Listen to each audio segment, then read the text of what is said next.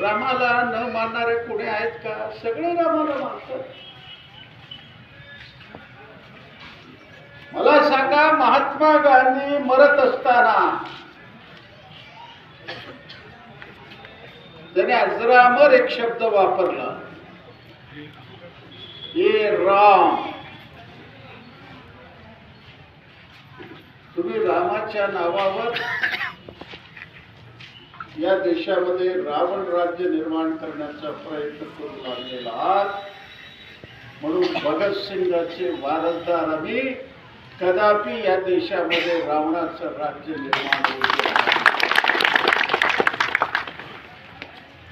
Bharat Ratna doctor Babasaheb आंबेडकरांनी आम्हाला घटना दिली. ही घटना देशाची आत्मा, सगळ्याला समान अधिकार दिलेला